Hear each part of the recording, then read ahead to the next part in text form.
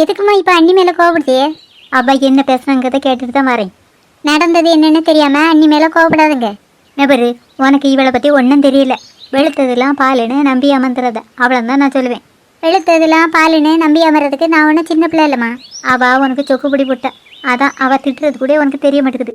ஏம்மா எல்லாரும் எட்டி பார்க்காமம்மா, கொஞ்சம் கோவப்படாமல் நிதானமாக பேசுங்க. இவ்வளோ சீக்கிரமாக மீனை கழுவிட்டேளா? மீனை கழுவுறதுலாம் கஷ்டமான வேலையாக்கும். நான் எத்தனை வருஷமாக மீனை கழுவிட்டு இருக்கேன். இப்படி சோடக்கு போடுறதுக்குள்ள மீனெல்லாம் கழுவிட்டு வந்துடுவேன்.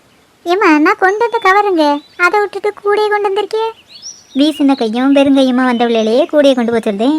நீ என்ன அசிங்க பிடிச்சால கவரை கொண்டுட்டு தெரிய. கவரை கொண்டு போகிறதுல என்ன மாசிங்க இருக்குது? உங்களுக்கு தான் கவரோட அருமையே தெரிய மாட்டேக்கு. கவரை கொண்டு போச்சல மீன் கடையில் மீன் கிடைக்கலன்னா அந்த கவரை மடக்கி சுருட்டி தூர போட்டு வந்துடலாம். அதனால் நம்மளுக்கு ஒரு நட்டமும் இல்லை. கையோட அந்த கவரை தூக்கிட்டு வந்தாலும் நம்மளுக்கு அசிங்கமாக தெரிய போகிறதில்ல. அதே இது கையில் கூடையை கொண்டு போனால் தூக்கி தூர போட்டு வர முடியும். மீன் கிடைக்காம வெறுங்கூடையை தூக்கிட்டு வந்தா தெருவில் இருக்கவில்லை. ஏம்மா வெறுங்கூடையாக தூக்கிட்டு போகிறா, மீன் கிடைக்கலையான்னு கேட்டுகிட்டே இருப்பாங்க. அந்த காரணத்துக்காக தான் நான் கூடையை தூக்கிட்டு வரதே இல்லை. நீ என்ன மீனை வாங்கிட்டு வந்திருக்க? வெள்ளை மீனும் கொஞ்சோண்டு சாலை மீனும் வாங்கிட்டு வந்திருக்கேன். கூடை கொஞ்சம் கொண்டா. என்னங்கத்த, சாலை மீனெல்லாம் நீ கொண்டு போ. ஏம்மா உங்களுக்கு வேண்டாமா? எங்களுக்கு வெள்ளை மீன் இருக்குல்ல, அது போதும். அண்ணி வேணும்னு கேட்பாங்களா? ஓ அண்ணி வர்றதுக்கு என்ன நேரம் இருக்குது? நீனே கொண்டு போய் இதை பொரிச்சு சாப்பிடு. இந்த மீனை மசாலா அரைச்சி குழம்பைக்கிறதுக்குள்ளே தெருவில் 2-3 பேர் மீனை கொண்டுறாவ. அவிகிட்ட இருந்தே மீனை வாங்கி பொரிச்சிடலாம். நீ ஏன் இதிலே நின்று வேடிக்கை பார்த்துருக்க?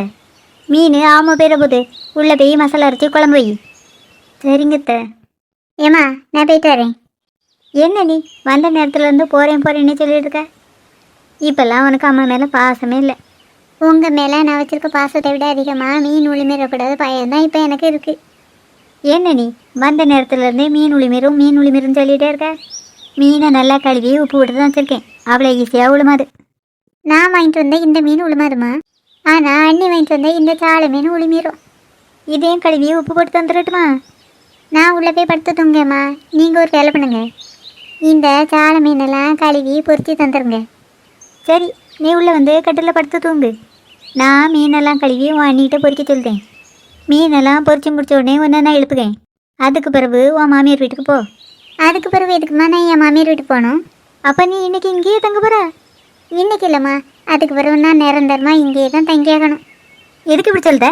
பின்ன என்னவா, மீன் கடைக்கு போய் மீன் வாங்கினா மீனை வாங்கிட்டு வந்து குழம்பைக்கணும். அதை வீட்டு போட்டு அம்மா வீட்டிலே நின்று கதை விட்டுட்டு இருந்தேன்னா எல்லா மாமியாரும் அதை தான் செய்வாங்க. சரி, நீ உடனே என்கிட்ட பேச நிற்கண்டா. இதெல்லாம் எடுத்துகிட்டு கிளம்பு.